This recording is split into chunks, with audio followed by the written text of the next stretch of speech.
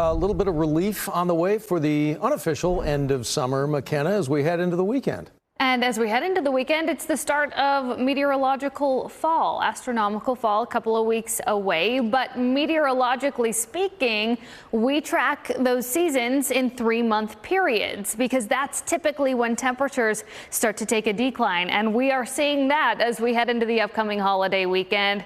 This cold front that moved through today going to drop us back into the middle 80s as we head Saturday, Sunday, and then we start to warm up into Labor Day. Still below average, though. 88 degrees our forecast high as we head into Labor Day. You can thank all of this. We've still got some scattered shower activity popping up on the map here. That cluster of storms moving right through Graham, Breckenridge, headed right into Mineral Wells. Eventually, that pushes into Parker County. I think by the time it reaches the Metroplex, some of it does still hold together, but it will be a lot weaker by the time it gets here. Reason for that, it's running into cooler air as it does make its way into the Metroplex. We are much colder than we were earlier today when we hit 100 degrees at DFW.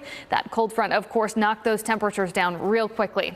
Now, the shower activity tapers off pretty quickly as it crosses the 20 corridor and we head into the overnight hours. Here's tomorrow afternoon. Notice just isolated shower chances, but the bulk of those are stationed down in central Texas, right where that front stalls as we head into tomorrow. But this is not the last of the rain that we'll deal with as we head into the holiday weekend. Notice we get into Saturday afternoon. We've got a couple of scattered showers, the bulk of that coverage off to the west of the 35 corridor, and a few more spotty showers to deal with as we get into Sunday. Here's our setup. This area of high pressure that was parked over the Texas Panhandle yesterday, that's moving off to the west. As it does, our northwesterly upper level flow kicks in.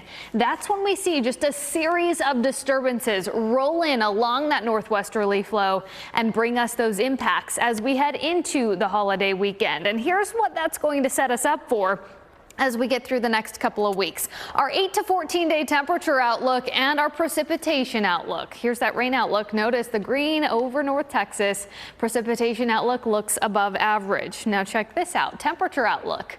That big blue blob over Texas and the southern plains clear up into the Midwest.